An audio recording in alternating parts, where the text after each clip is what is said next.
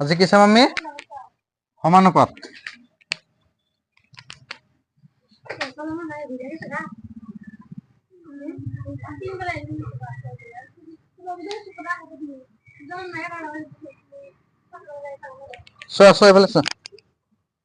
সমানুপাত কি আছিল যেতিয়া দুটা অনুপাত কি হয় সমান হয় যেতিয়া দুটা অনুপাত কি হ'ব সমান হ'ব তাক কি কোৱা হ'ব সমানুপাত কোৱা হ'ব অনুপাত কি আছিল একে ধৰণৰ দুটা ৰাশিৰ মাজত তুলনা কৰিলে তাক কি কোৱা হয় অনুপাত একে ধৰণৰ দুটা ৰাশি তুলনা কৰিলে তাক কি কোৱা হয় অনুপাত কোৱা হয় আৰু যেতিয়া দুটা অনুপাত সমান হ'ব তেতিয়া আমি তাক কি ক'ম সমানুপাত বুলি ক'ম এক্সাম্পল লৈছো দিয়া এটা আগত চাই লোৱা সমানুপাত মানে কি দুটা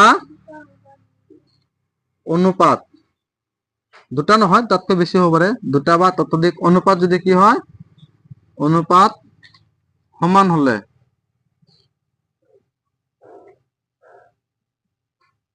তাক কি বলে তাক সমানুপাত বলে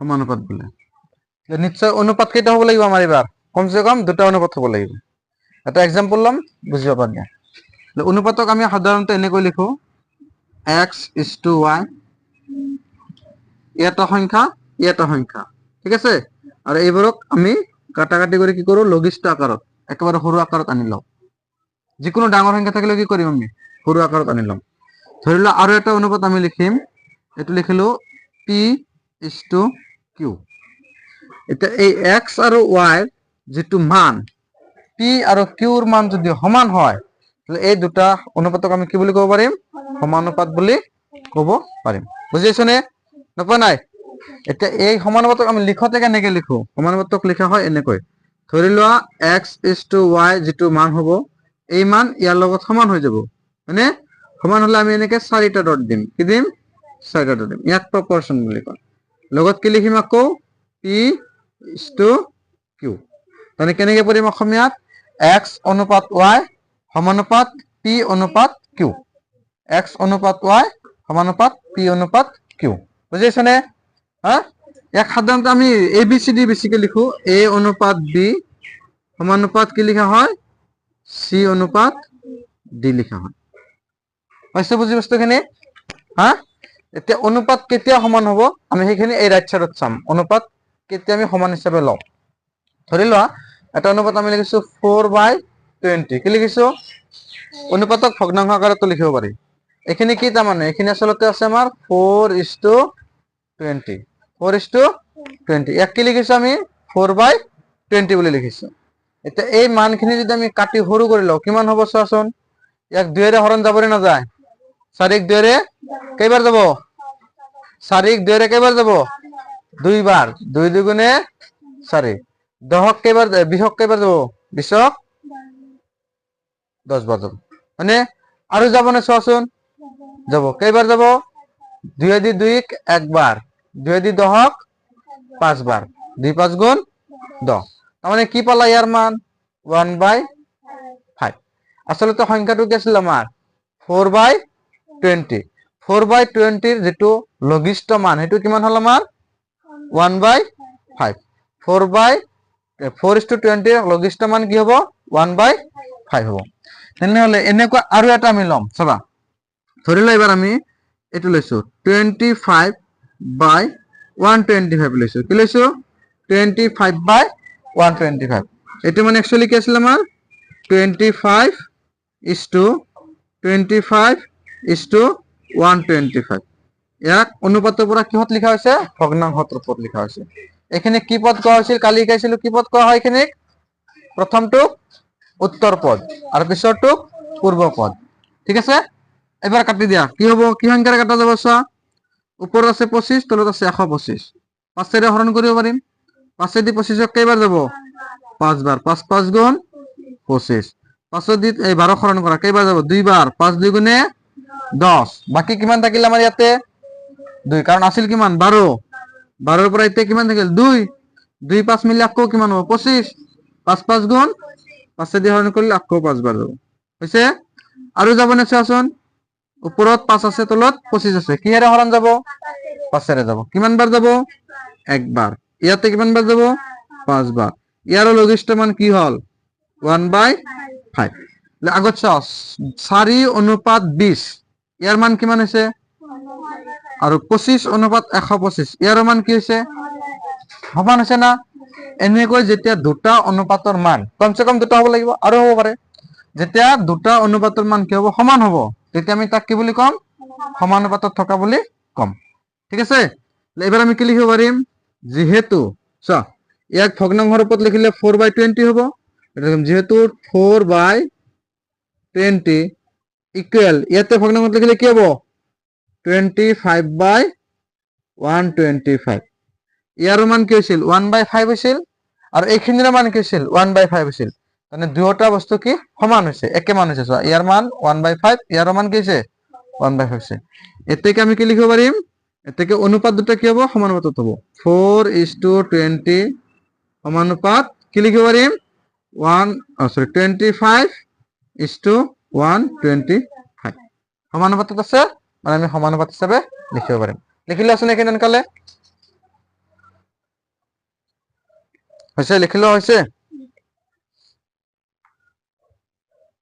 এবাৰ যেহেতু কোশ্চন বিলাক বনাই আহিব বেছিভাগ কোশ্চন গতিকে তোমালোকৰ কিতাপত যেনেকৈ দিছে অনুপাত বা সমানুপাত এইখিনি হলে সাফিচিয়েন্ট নহয় সমানুপাত হলে বহুত শর্ত আছে ইয়াতে এই শর্তখিনি কি কি হয় আজি আমি চাই জানি কি বস্তু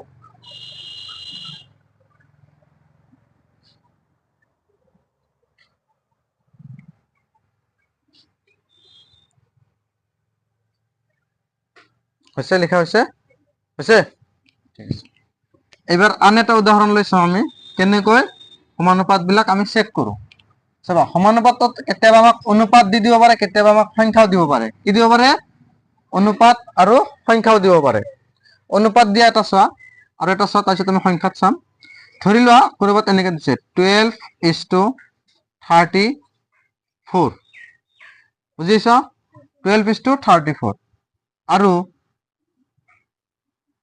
তোমাৰ 5:90 দিব পাৰে নে এনেকে কেইটা অনুপাত দিয়া আছে আমাক দুটা অনুপাত এতিয়া যদি তোমাক চাব দিয়ে যে এই অনুপাত দুটা সমানুপাত হ'বনে মানে অনুপাত দুটা সমান হ'বনে তুমি চাব লাগে তেতিয়া কেনেকৈ চাম আমি প্ৰথমে ইয়াক এনেকৈ আমি তুলনা কৰিব নোৱাৰো ইয়াক কি কৰিম কাটি লঘিষ্ঠ আকাৰত আনিম আনা এটোত কি হ'ব 12:34 ইকুৱেল কি লিখিব পাৰিম 12/34 কি সংখ্যাৰে কাটা যাব চোৱাচোন ওপৰত কিহেৰে যাব তলত কিহেৰে যাব 2ৰে কাটিব পাৰিম 2ৰে কেইবাৰ যাব আমাৰ 6 বাৰ 2ৰে কেইবাৰ যাব ইয়াতে 17 বাৰ 2 দি 3 একবাৰ বুজিছনে 2 দি 3 একবাৰ বাকি থাকিল কিমান 1 1 4 14 2 দি 7 বাৰ ইয়াক আৰু ছুটি কৰিব পাৰিম নেকি ই হৈছে কি আমাৰ লঘিষ্ঠ আকাৰ এতিয়া আকৌ কি আছে আৰু এটা আছে কি আছে এইটো সংখ্যা কি আছে 5:90 5:90 ইয়াক লিখিলে কি হ'ব 5/90 ইয়াক যেতিয়া আমি সৰু কৰিম কি হ'ব 5ক 5 দি একবাৰ যাব 5ক কাটিলে একবাৰ যাব হয়নে 5 দি 9 যাব কেইবাৰ একবাৰ 5 × 5 বাকি থাকিল কিমান ইয়াতে আছিল 9 এতে কিমান বাকি থাকিব 4 কিমান থাকিব 4 4 শূন্য 40 5 দি কেইবাৰ যাব 8 বাৰ 5 8 গুণ 40 এবাৰ চোৱা ইয়াৰ যেটো লঘিষ্ঠ মান পাইছো আমি কিমান পাইছো 6/17 আৰু ইয়াৰ যেটো লঘিষ্ঠ মান ইয়াতে কিমান পাব গৈছে এতিয়া আমি তুলনা কৰিব পাৰিম হয় নহয় একে হৈছে না হোৱা নাই একে হোৱা নাই এটা আমি লিখিম যেহেতু 12/34 এর মান হচ্ছে 6/17 এইটো ইকুয়াল হওয়া নাই কার লগত ইকুয়াল হওয়া নাই 5/90 লগত ইকুয়াল হওয়া নাই নট ইকুয়াল বা আনইকুয়াল 5/90 এতেকে এইকেইটা কি নহয় সমানুপাত নহয় কি লিখিম 12:34 আৰু 5:90 কি নহয় সমানুপাত নহয় কিয় সমানুপাত নহয় কাৰণ ইয়াতে কি হোৱা নাই আমাৰ অনুপাত দুটাৰ মান সমান হোৱা নাই অনুপাত দুটাৰ মান কি হোৱা নাই সমান হোৱা নাই বুজি পাইছেনে এইখিনি বস্তু তোমালোকৰ চেপ্টাৰত যেটো ফাৰ্স্ট এক্সাৰসাইজ দিয়া আছে R1 ৰ তাতে প্ৰথম গণিতটোতে কি দিয়া আছে অনুপাত দিয়া আছে চাইছনে অনুপাত দিয়া আছে কিন্তু কেতিয়াবা এটা আমাক সংখ্যাও দিয়া থাকিব পাৰে ধৰা 4টা সংখ্যা লিখি দিব 3টা সংখ্যা লিখি দিব আমি সমানুপাত হয় নে নহয় পৰীক্ষা কৰি চাব লাগে এটা এইটো প্ৰথমখিনি এই বস্তুখিনি চাই তোমালোকে লিখি লৈছে কি জানি লিখিলা লগে লগে লিখি ল'ব লাগে এখিনি চাই তোমালোকে কি কৰিবা পিছৰখিনি কৰাৰ চেষ্টা কৰিবা 4টা ম্যাথছ আছে হৈছে লিখা হৈছে তোমাৰ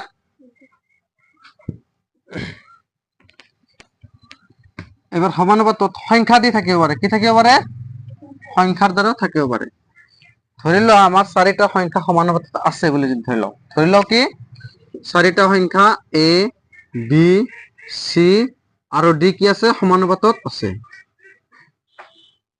সমানুপাতত আছে সো আগৰ যেটো আমি চালো তাত অনুপাত লিখি দিছিলো সংখ্যাবিলাকত কি লিখি দিয়া হৈছিল অনুপাত এবাৰ অনুপাত দিয়া হৈছে নেকি কি দিয়া হৈছে কমা দিয়া হৈছে এনেকৈ সংখ্যা দিও আমাক কি কৰিব পাৰে অনুপাতত থকা বুলি পৰীক্ষা কৰি দিব পাৰে যে 4টা সংখ্যা লিখি দিব অনুপাত সমানুপাতত আছে না নাই চেক কৰি চাব লাগে পৰীক্ষা কৰি চাব লাগে যদি এনেকুৱা দিয়া থাকে তেতিয়া তুমি কি কৰিবা ইয়াৰ ক্ষেত্ৰত সমানুপাতত থাকিলে কিছুমান শৰ্ত হয় 1 নম্বৰ শৰ্তত কি হ'ব লিখিলা শৰ্ত কেটা লগে লগে লিখি যাবা কি হ'ব পাৰে a by b equal c by d হ'ব পাৰে কি হ'ব পাৰে a by b equal c by d হ'ব পাৰে আৰু যদি এনেকৈ 4টা সংখ্যা একেলগে সমানুপাতত থাকে প্ৰথম আৰু শেষৰ পদ দুটা কি পদ কোৱা হ'ব শেষৰ দুটা নহয় প্ৰথম আৰু শেষৰ পদটোক আমি এই দুটা পদক একেলগে কি বুলি কম প্ৰান্ত পদ প্ৰান্ত মানে শেষ সীমাত থকা আৰু মাজৰ দুটাক b আৰু c ক আমি কি বুলি কম মধ্যপদ বুলি কম কি কম মধ্যপদ বুলি কম লিখিলা এখানে সাদত লিখি দিছো দিয়া ইয়াত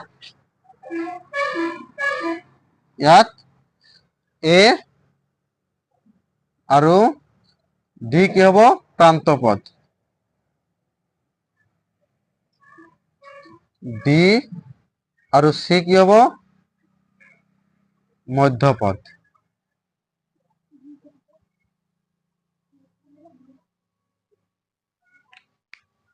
হৈছে a আৰু d প্ৰান্তপদ b আৰু c কি হ'ব আমাৰ মধ্যপদ হ'ব লিখা হৈছে এখানে 2 নম্বৰটোত লিখা এনেকুৱা হ'ব পাৰে শর্ত চাবা ইয়াতে a by b c by d লিখিছো হয় না নহয় ইয়াক উলটাকেও লিখিব পাৰো আমি কি লিখিব পাৰো b by a equal d by c লিখিব পাৰো এটো হ'ব পাৰে 3 নম্বৰ শৰ্ত হ'ব পাৰে এনেকুৱা চাবা এটাক বাদ দি যদি লিখো a মাজৰ এটা বাদ দিছো কি হ'ব c a by c ও লিখিব পাৰিম a by c equal এটা এটা বাদ দিলে কি হ'ব b by d লিখিব পাৰিম ইয়াক ভাবিব পাৰা তুমি ইয়াৰ পৰা লোৱা হৈছে কেনেকৈ লোৱা হৈছে a এইটো অনুপাতৰ প্ৰথমটো লৈছো a ইয়াৰ ওপৰটো লৈছো c বুজিছো ইকুৱেল এটো লৈছো ইয়াতে এই তলৰটো লৈছো ইয়াতে বুজিছো নে ইয়াৰ পৰা আমি এটো পাব পাৰো ঠিক আছে এটা চাবা আৰু এটা কি হ'ব পাৰে আমাৰ 4 নম্বৰত এটা লম এটা যদি আমি বজ্ৰ পূৰণ কৰো a পূৰণ d হ'ব বুজিছো নে এনেকৈ পূৰণ কৰিলে কি কয় বজ্ৰ পূৰণ বজ্ৰ গুণন বুলি কয় তাৰ মানে এই ভগ্নাংশ বা এই অনুপাতৰ লবৰ অংশ বাকিটোৰ কিহৰ লগত হৰৰ লগত ইয়াৰ হৰ ইয়াৰ লবৰ লগত এনেকৈ আমি পূৰণ কৰিব পাৰো ইয়াক কি কোৱা হয় বজ্ৰ পূৰণ a আৰু d পূৰণ কৰিলে কি হ'ব আমাৰ a d ইকুৱেল কি হ'ব আমাৰ b into c মাজত ইকুৱেল চিন আছে ইকুৱেল হ'ব বুজিছে নে b c হ'ব a d equal b c হ'ব কেইটা শৰ্ত হল ইয়াতে আমাৰ 4টা হল হয় না আৰু এটা এনেকৈ লিখিব পাৰো আমি 5 নম্বৰত যদি আমি চাব যাও a by কি আছিল আমাৰ b মানে ইয়াতে যদি প্লাস b কৰি দিও হ'ব পাৰে এটো ইকুৱেল আমাৰ কি আছিল এটো লগত c by d আছিল ইয়াৰ লগত আমি প্লাস d কৰিব পাৰো এটো শৰ্ত হয় এটো হ'ব পাৰে নেক্সট 6 নম্বৰত যদি আমি চাব যাও এনেকৈ লিখিব পাৰিম a minus b divided by তোমার কেসিলিয়াতে তলত b আছে আছে না ইকুয়াল উপর c by d আছিল minus d হ'ব হৈছে এখানে আচ্ছা এটা হ'ব পাৰে তোমাৰ এনেকুৱা শৰ্ত 6 নম্বৰ না 7 নম্বৰ দিলে ধৰি লোৱা এনেকে আছে a by b equal c by d equal আৰু বহুত কেইটা আছে এনেকুৱা থাকিব পাৰে i by j এনেকে ধৰি লোৱা যাই যাই কি হৈছে আমাৰ লাষ্টত কি হৈছে আমাৰ কি হৈছে বুজিছ তাহলে ইয়াৰ ক্ষেত্ৰত কি হ'ব তোমাৰ এনেকুৱা এটা শৰ্ত হ'ব পাৰে এটো a বুলি লিখিছো দিয়া কি হ'ব পাৰে ওপৰৰ গোটেইকেইটা যদি তুমি প্লাস কৰি দিয়া so a plus c plus i divided by যদি তলকেইটা তুমি প্লাস কৰি দিয়া b plus d plus j ইয়াৰো কি হ'ব মান এটা কনস্ট্যান্ট মান হ'ব কি হ'ব ধ্ৰুবক হৈ যাব বুজিছা বি নম্বৰত এটা এনেকে লব পাৰো এৰ লগত ধৰ আমি p পূৰণ কৰিছো কি পূৰণ কৰিছো p ap প্লাস ইয়াতে যদি আমি কি কৰো c লগত এটা q পূৰণ কৰি দিও প্লাস i লগত আমি r পূৰণ কৰি দিও তলতে এনেকৈ যদি b লগত p প্লাস c লগত q প্লাস i লগত কি কৰা হয় i বলে সৰি j লগত যদি আমি কি পূৰণ কৰো r পূৰণ কৰো এবারও কি পাম আমি একটা মান কনস্ট্যান্ট মান পাম বুজিছো নে এনেকুৱা এইবোৰ কি হ'ব পাৰে অনুপাত সমানুপাতত হ'ব পাৰে এতিয়া তোমাক ইয়াৰ পৰা যদি তিনিটা উঠাই দিয়ে আৰু এটা বেলেগ দিয়ে ক'ব পাৰে নে তলৰ কোনটো সমানুপাতত থাকিব নোৱাৰে এই ক্ষেত্ৰত তোমাৰ জানা থাকিব লাগিব না নালাগে জানা থাকিব লাগিব নতুবা ইয়াৰ পৰা তোমাৰ কি দিব তিনিটা দিয়ে এটা বেলেগ দিব ক'ব কোনটো নহয় নতুবা ইয়াৰ পৰা এটা দিব আৰু বাকি তিনিটা বেলেগ দিব কোনটো হয় বুজিছো এনেকুৱা শৰ্ত তোমালোকক দিব পাৰে লিখি লোৱা এখানে হৈছে না লিখা হৈছে ইয়াৰ পিছত চোৱা কেতিয়াবা আমাক তিনিটা কি দিব সংখ্যা দিব আমি জানো সমানুপাতত কেইটা সংখ্যা লাগে কমসে কম 4টা সংখ্যা লাগে দুটা প্ৰথম অনুপাতৰ দুটা দ্বিতীয় অনুপাতৰ কেইটা লাগে টোটাল 4টা কিন্তু কেতিয়াবা তোমাক কি কৰিব তিনিটা দিব এনেকে দিব a দিব is to b অথবা abc স্টুডি না দেখাও এনেকে চোৱা abc যদি দিয়া থাকে চাবা a b c যদি তোমাক সমানুপাতত আছে কিহত আছে সমানুপাতত আছে তেনেহলে তুমি বুজিব লাগিব কি এই দুটা প্ৰান্ত পদ হৈছে কি পদ হৈছে শেষৰ পদ হৈছে না নাই তাহলে মধ্যপদ কি হৈছে মানে b ডাবল আছে কি আছে b ডাবল আছে মানে এর লগত একবার b অনুপাত अगेन b লগত c অনুপাত মানে এনেকুৱা হ'ব a অনুপাত b সমানুপাত b অনুপাত কি হ'ব c হ'ব বুজি আছে না কথাখিনি হ্যাঁ এটো কি কোৱা হয় মধ্যপদ কোৱা হয় এটা ইয়াক যদি আমি আগত লিখিলো কেনেকে লিখিব পাৰিম a by b সমানুপাতৰ জায়গাত কি হ'ব ইকুৱেল চিন হ'ব b by c হ'ব বুজি আছো নে এনেকে তোমাক কি কৰিব মাজৰ পদটোৰ মান উলিয়াব দিব কেতিয়াবা শেষৰ পদৰ মান উলিয়াব দিব বুজিছ তাহলে চোৱা এবাৰ এনেকে যদি আমি বজ্ৰ পূৰণ কৰি দিও কি পাম আগৰ নিচিনা বজ্ৰ পূৰণ কৰিলে a into c মানে ac আৰু b into b মানে কি হ'ব b স্কয়াৰ ইকুয়াল কি হ'ব আমাৰ ac হ'ব এই দুটা পূৰণ কৰিলে কি হ'ব এই দুটা পূৰণ কৰিলে b স্কয়াৰ আৰু এই দুটা পূৰণ কৰিলে কি হ'ব ac এতিয়া ইয়াতে তুমি চোৱা b ৰ ওপৰত কি আছে বৰ্গ হৈ আছে আমি এবাৰ ললে কি হয় বৰ্গমূল হ'ব কি হ'ব মানে b ইকুয়াল কি হ'ব ৰুট ওভাৰ ac এনেকৈ যদি আমাক তিনিটা সংখ্যা দিয়া থাকে আৰু এটা তোমালোকক ওলাবও দিব পাৰে যে মধ্যপদটো মান উলিয়া বুজিছ না মধ্যপদৰ মান উলিয়া নতুবা তোমাক কি দিব পাৰে চতুৰ্থ পদৰ মান উলিয়া তিনিটা দি দিব আৰু এটা নিদিয়ে তিনিটা দি দিব আৰু এটা নিদিয়ে যদি তোমাক ইয়াতে এই গণিতটোত বা এইখিনি বস্তু যদি কয় চতুৰ্থ পদৰ মান উলিয়া তাহলে আমরা ডি নাই বুলি ভাবিব লাগিব কি নাই বুলি ভাবিম ডি নাই বুলি ভাবিম আৰু এনেকে কয় যদি তোমাক কয় যে মধ্যপদৰ মান উলিয়া তাহলে বুজিব লাগিব বি আমাৰ কেইবাৰ আছে দুইবাৰ আছে বুজি পাইছ নে নাপোৱা নাই এতিয়া এটা এক্সাম্পল লোৱা বুজি পাইছ যদি এটা এক্সাম্পল লোৱা মুছি দিও এখানে মুছি দিও আচ্ছা ধৰি লোৱা আমাক এনেকে দিয়া আছে যে 3 6 9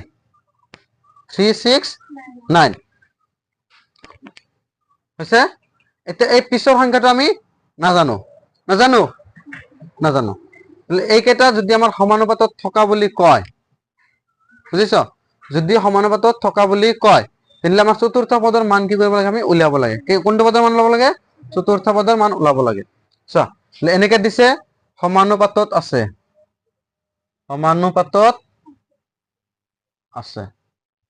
কেইটা পদ আছে আমাৰ ইয়াতে তিনিটা পদ এতিয়া চতুৰ্থ পদৰ মান উলিওৱা কি কৰিব পাৰে কোৱেশ্চনত চতুৰ্থ পদৰ মান উলিওৱা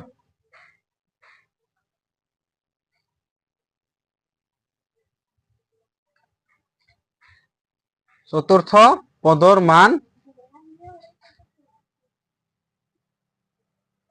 উলিওৱা বুজিছনে কি কৰিব পাৰে চতুৰ্থ পদৰ মান উলিয়াব দিব পাৰে আমি অলপ আগত পাইছিলো যদি তিনিটা বা চাৰিটা সংখ্যা এনেকে সমানুপাতত থাকে কি লিখিব পাৰো আমি a by b equal c by d পাইছোনে আমি এইটো বেছিকৈ ব্যৱহাৰ হয় এতিয়া ইয়াতে চোৱা তোমাৰ a জায়গাত কি আছে a মানে কি আছে 3 b মানে কি আছে 6 equal ইয়াতে কি আছে 9 ইয়াতে কি হ'ব d নাজানো আমি বুজিছা d আমি নাজানো কারণ ইয়াতে কি আছে 3 6 9 তিনিটা দিছে আমাৰ কোনটো পদ ওলাব দিছে চতুৰ্থ পদৰ মান ওলাব দিছে বুজিছা গতিকে হেতু আমি নাজানো আননোন এবাৰ কি কৰিম বজ্ৰ পূৰণ কৰি দিয়া 3 ৰ লগত d পূৰণ কৰিলে কি হ'ব 3d ইকুৱেল 6 ৰ লগত 9 কৰিলে কি হ'ব 6 9 গুণ 54 আৰু যদি এনেকে পূৰণ কৰি না আনো তেতিয়া তোমাৰ आंसर হৈ যাব 54 হৈছে না আমি না নিলেও হ'ব কেনেকে লিখিম 3 ইনটু সরি 6 ইনটু 9 কি হ'ব 6 ইনটু 9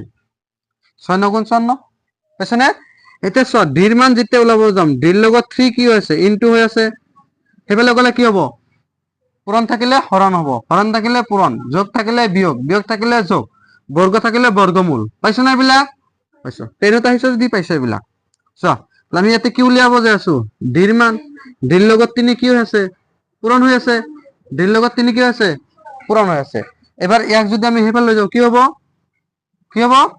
হৰণ হ'ব আমাৰ ইয়াতে থাকিব কি d is equal 6 into 9 divided by কি হ'ব 3 এটা তুমি 54 অথবা 3 ৰে কাটিব প্ৰবলেম পালা হয় অসুবিধা পালা হয় এবাৰ কাটিব পাৰিবা না চাচোন তলত কি আছে 3 দ্বাৰা কাক হৰণ কৰিবা যিকোনো এটা হৰণ কৰিলে হল কাক হৰণ যাব 3 দ্বাৰা 6 যদি যা 6 কৰি দিয়া 9 যদি যা 9 কৰি দিয়া দুটাকে যা যিকোনো এটা কৰি দিয়া 3 দি 3 একবাৰ 3 দি 9 কেইবাৰ তিনিবাৰ উপৰত কি থাকিল এবাৰ 3 6 গুণ 18 তাৰ মানে যেটো চতুৰ্থ পদ হ'ব এটাৰ মান কিমান হ'ব 18 এই তিনিটা আমাৰ সমানুপাতত দিছে আৰু এটা পদৰ মান ওলাব দিছিল আমাক হয় নহয় সেই পদটো কিমান হ'ব 18 বুজিছো লিখিলো হনকালে লিখিলো এনেকৈ আমাক কি কৰিব দিব পাৰে চতুৰ্থ পদৰ মান উলিয়াব দিব পাৰে হৈছে এবাৰ চোৱা এইখিনি যে আমি চাইছিলো মধ্য পদৰ আছিল এটো হয়নে মধ্য পদৰ কি কৰিম আমি এবাৰ এটা উদাহৰণ চাম তাৰপিছত কিতাপত যাম আকৌ কাৰণ এইখিনি কিয় দিলো মই কোৱাচোন কাৰণ এইবাৰ কোৱেশ্চন কিতাপৰ পৰা নহয় কোৱেশ্চন বিলাক কিতাপৰ পৰা ডাইৰেক্ট নাহিব পাৰে গতিকে এনেকুৱা কোৱেশ্চন যেহেতু সমানুপাত তোমালোকৰ আছে এনেকুৱা কোৱেশ্চন আহিব পাৰে মধ্যপদ উলিওৱা নতুবা প্ৰান্তপদ সৰি চতুৰ্থ পদ উলিওৱা এবাৰ এইটো কাৰ কাৰণে আছিল মধ্যপদৰ কাৰণে আছিল হয় নহয় কাৰ কাৰণে মধ্যপদৰ কাৰণে এইবাৰ এই মধ্যপদৰ এটা एग्जांपल চাই লও ধৰি ল এনেকুৱা আমাক দিছে যে 2 3 আৰু 6 12 দিছে ধৰা 3 আৰু 12 দিছে না এনে কি আছে সমানুপাতত থাকা বল ডাইৰেক্ট দুটা সংখ্যা দি দিছে কি দিছে 3 আৰু 12 3 আৰু 12 মধ্যপদ উলিওৱা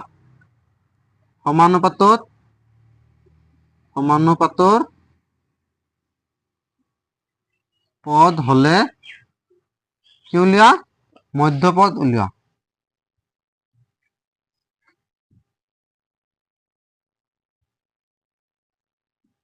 এনেকুৱা কোৱেশ্চন আহিব পাৰে সো এটা কেইটা মান দি আছে আমাক কেইটা সংখ্যা দি আছে আমাক উলিয়াব দিছে কি মধ্যপদ মধ্যপদ কেইটা থাকে এটা অনুপাতত সমানুপাতত 4টা পদ থাকে হয় না নহয় এনেকুৱা আছিল a to b তাৰপিছত c to d এনেকুৱা আছিল হয় না নহয় গতিকে ইয়াত এই দুটা প্ৰান্ত পদ দি আছে প্ৰান্ত পদ মানে প্ৰথম আৰু অন্তিমটো দি আছে মধ্যপদ মানে মাজৰ পদ হ'ব লাগিব মধ্যপদ মানে মাজৰ দুটা পদ হ'ব লাগিব আৰু এই দুয়োটা পদৰ মান একে হ'ব বুজিছনে দুয়োটা পদৰ মান কি হ'ব একে হ'ব কাৰণ সেই কাৰণে ইয়াতে এই দুটা মান দিব খালি বুজিছো আমি কি কৰিম আমি মধ্যপদ নাজানো আমি নাজানো যদি আমি আগত ম্যাথ বিলাক কৈছো ধৰা হল মধ্যপদটো x মানে না এনেকে তোমালোকে ধৰিছে বহুত ম্যাথছত ইয়াতে আমি কি ধৰিলাম মধ্যপদক কি বুলি ধৰিলাম x বুলি ধৰিলাম ধৰা হল মধ্যপদ কি হ'ব আমাৰ মধ্যপদ x, ইয়াক আমি নাজানো, কিন্তু মধ্যপদ যে দুটা থাকে দুটার মানে কি হব x হব। প্রথমে কি আছে আমার 3, এ থেকে 3 অনুপাত কি হব x সমানুপাত কি হব আকৌ x আহিব, কারণ মধ্যপদ দুটা থাকে না, বুঝিব নাই। তাৰপিছত কি হব আমাৰ আকৌ 12, কি হব 12। এনেকে কৰিলে আনসাৰ পাবা, আৰ ডাইৰেক্ট যদি তুমি মধ্যপদেৰ ফৰ্মুলা ব্যবহাৰ কৰা তেতিয়া আনসাৰ পাবা। চা এবাৰ আকৌ আমি কি কৰিম, ইয়াক অনুপাতৰ পৰা ভগ্নাংশত ললে কি হব 3/x ইকুৱেল কি হব x/12, 3/x ইকুৱেল x/ কি হব 12 হব। এইটো কি পূৰণ আছিল, কি পূৰণ আছিল বজ্ৰ পূৰণ। কি হব ইয়াৰ মান x ইনটু x মানে x স্কয়ার, আর 3 পূরণ 12 মানে 3 12 গুণ 34, 3 12 গুণ 36 হইছে না। এতিয়া ইয়াৰ পৰা যদি আমি x উলিয়াব যাও, x এর উপর কি আছে স্কয়ার আছে, বর্গ আছে, এফালে গলে কি হয় বর্গমূল হয়, কি হয় বর্গমূল। এটা 36 এর বর্গমূল তোমাকে জানা 6 6 গুণ 36, অর্থাৎ 36 এর বর্গমূল কি হবে 6, তাহলে মধ্যপদের মান কি হবে 6। এর থেকে মধ্যপদটো থেকে মধ্যপদ x ইকুয়াল কি হব 6। এনেকে কোশ্চন, এনেকুৱা কোশ্চন তোমালোকৰ আহিব পাৰে, কিন্তু এইবিলাক 6 7 তে পোৱা যায়, 6 7 তে পোৱা যায়। এবাৰ এখানে লিখা হৈছে না হোৱা নাই, হা ইয়াৰ পিছত চোৱা, এইটো যে আমি অলপ আগত লিখিছিলো কি লিখিছিলো বি ইকুয়াল কি লিখা হৈছিল B equal root over AC বুলি লিখিছিলো। চোৱাচোন একবাৰ লিখিছিলো নেকি, ক'ত লিখা আছে, লিখা আছে না 6টা যে দিছিলো 6টা নি 7টা দিছিলো, তাতে কি আছিল আমাৰ বি ইকুয়াল এসি, এসি। এতিয়া আমাৰ ইয়াতো কি কৈছে দুটা সংখ্যা দিয়া আছে এ আৰু সি দিয়া আছে, আমি মধ্যপদ ওলাব লাগে, ডাইৰেক্ট বহাই দিম মধ্যপদৰ ক্ষেত্ৰত x লিখা বি লিখা তোমালোকৰ কথা। ৰুট ওভাৰ এ জায়গাত কি আছে 3 পূরণ সির জায়গাত কিমান আছে 12, কিমান হল 36, 36 এর বর্গমূল 6। এনেকে কি হোক কি কৰিম আমি, এইটো মনত থাকিলে অপশনাল কোশ্চেন কৰাৰ বা এমসিকিউ কৰা সহজ হ'ব, তুমি কৰিব নালাগে ইমানখিনি, ডাইৰেক্ট বহাই দিবা ভিতৰত, বহাই দিলে 6 আহি যাব। আহিছে না, না বুজি পোৱা নাই পাইছ। এতিয়া যদি কোনো আমাৰ 4টা সংখ্যা তোমালোকৰ কিতাপত 4টাকে দিছে, এতিয়া কিতাপৰ ফালে আহা, এখিনি আমি এডিশনাল লিখি ললো, ঠিক আছে। কিতাপত তোমাক 4টাকে সংখ্যা দি আছে, কেইটাকে সংখ্যা দি আছে 4টাকে সংখ্যা দি আছে, আৰু চাব দিছে যে সেইকেইটা কি নহয় সমানুপাত হয় নে নহয়, হয়নে। যদি এনেকুৱা তোমালোকৰ এ বি সি আৰু ডি 4টা সংখ্যা দিয়া থাকে, তোমালোকে কি কৰিবা, ইয়াত প্ৰান্তপদ কোন দুটা, প্ৰান্তপদ কোনটো প্ৰান্তপদ কি কি হ'ব এ এণ্ড ডি হ'ব, হয়নে। মধ্যপদ কি হ'ব মধ্যপদ ইকুৱেল বি এণ্ড সি হ'ব। যদি এনেকুৱা যিকোনো 4টা ৰেন্ডমলি দিয়া যিকোনো 4টা সংখ্যা সমানুপাতত আছে নে নাই আমি চাব লগা হয়, তাহলে কি কৰিবা প্ৰথম পদৰ লগত শেষৰ পদ তাৰমানে প্ৰান্ত পদ দুটা পূৰণ কৰিবা, আৰু এইটো শৰ্ত আমি পাইছো অলৰেডি, প্ৰান্ত পদ দুটা পূৰণ কৰিলে কি হ'ব এ ডি হ'ব, হয়নে। আৰু এনেকৈ আমি কি কৰিম মধ্যপদ দুটাও কি কৰিম পূৰণ কৰিম, মধ্যপদ দুটা কি হ'ব বিসি হ'ব। যদি প্ৰান্তপদৰ মান আৰু মধ্যপদৰ মান সমান হয়, ধৰি লোৱা ইয়াত আমাৰ x হৈছে, ইয়াতেও কি হৈছে x হৈছে, যদি প্ৰান্তপদ আৰু মধ্যপদ দুটাৰ পূৰণফল বিলাক কি হয় সমান হয়, তেনেহলে আমি বুজি পাম এই 4টা কি আছে সংখ্যা সমানুপাতত আছে, 4টা সংখ্যা সমানুপাতত আছে। এইখিনিৰ পৰা আমি এনেকৈ লিখিব পাৰো এ ডি ইকুৱেল বিসি। যদি এইটো শৰ্ত পালন কৰে তাহলে আমি কম সংখ্যা 4টা কি আছে সমানুপাতত আছে। আর যদি এটো নকরি ইয়াতে যদি y হয়ে যায়, ইয়াতে যদি আমার y হয়ে যায়, তাহলে এইটো x আৰু y তো সমান নহয়, বুজিছ না, বেলেগ হৈ গৈছে তাৰমানে, তেতিয়া আমি কি লিখিম সমানুপাতত নাই বুলি লিখিম, বুজিছ না কথাখিনি। এটা উদাহৰণ দিও, বাকিখিনি ঘৰত কৰিবা, হা কৰি দেখুৱাবা কালি, ঠিক আছে। এটা সংখ্যা মই ৰেন্ডমলি লিখি লম, যিকোনো 5 7 9 3 এনেকে লিখিছো 5 7 9 3 সমানুপাতত আছে নে নাই চোৱা, সমানুপাতত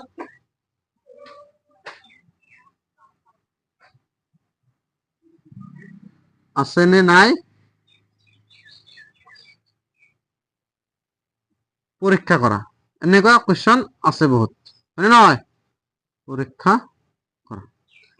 চোৱা এনেকুৱা কোৱেশ্চন থাকিলে আমি প্ৰথমে জানিব লাগিব প্ৰথমটো কি বুজায় এ, দ্বিতীয়টো কি বি, তৃতীয়টো কি সি, তাৰপিছতটো ডি। ইয়াত কি কি আছে? ইয়াত এ কেল কি আছে 5, বি কেল কি আছে 7, সি কেল কি আছে 9 আৰু ডি কেল কি আছে 3।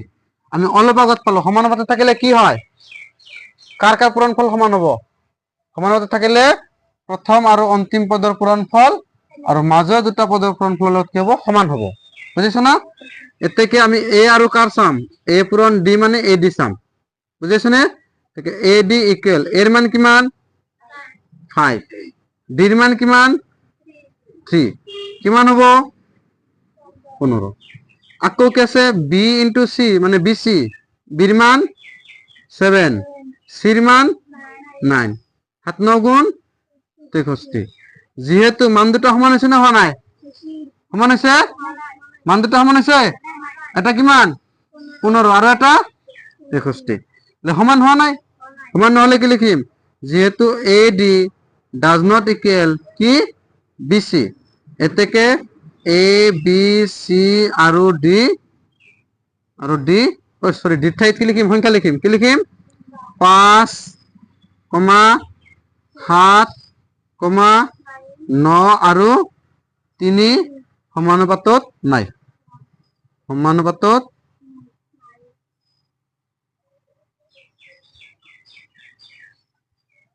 পাইছা না বুজি? সমানুপাতত নাই।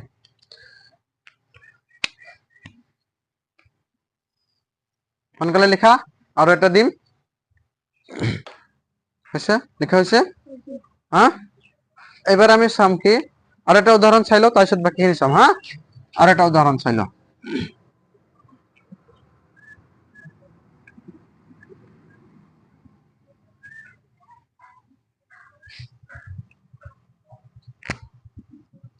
7 কমা দিব লাগিব না, কমা 7 3 9 এনেকুৱা আছে। কেইটা সংখ্যা আছে এবার? 4টা সংখ্যা। কি কি দিছো? 7 3 21 9 সমানুপাতত আছে নে নাই পৰীক্ষা কৰিব লাগে। বুজিছ?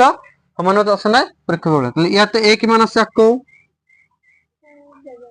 এ কেল কিমান আছে? বি কেল, ডি সি কেল আৰু ডি কেল 9 হৈছে নে? আমি কাক কাক চাব লাগে পূৰণ কৰি? এ আৰু ডি, বি আৰু সি। এতেকে এ ডি কিমান হ'ব? 7 পূৰণ 9 কিমান হ'ব? 7 9 গুণ 63। বি ইনটু সি কিমান হ'ব? বিৰ মান কিমান আছে? বিৰ মান 3 ইনটু সির মান কিমান আছে? কি হ'ব? 3 1 গুণ 3, 3 2 গুণে 6। তার মানে কিমান হল? এবার দুয়োটাতে সমান হৈছে না? আগৰবাৰ হোৱা নাছিল। এবাৰ কি লিখিম? যেহেতু এ ডি ইকুৱেল বি সি সমান হৈছে, এতেকে 7 3 21 আৰু 9 সমানুপাতত আছে। সমানুপাতত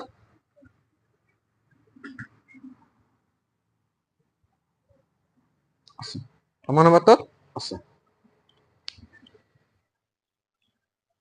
হৈছে? লিখা হৈছে? তোমালোকে বহুত ক্ষেত্ৰত পাইছিলা সমানুপাতিক আৰু ব্যস্তানুপাতিক। ক্লাস 9ত পাইছিলা না? ক্লাস 9ত মহাকৰ্ষণ বল আছিল না নাই? বিজ্ঞানত কি আছিল? নিউটনৰ মহাকৰ্ষণ বল কি আছিল?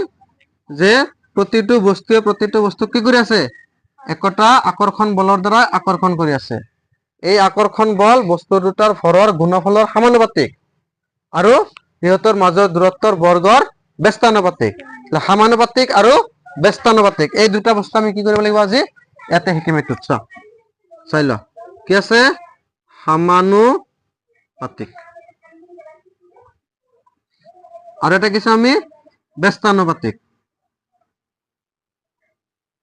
ব্যস্তানুপাতিক ইয়াৰ অৰ্থ কি বুজি পোৱা? সমানুপাতিক আৰু ব্যস্তানুপাতিকৰ অৰ্থ কি বুজি পোৱা তোমালোকে?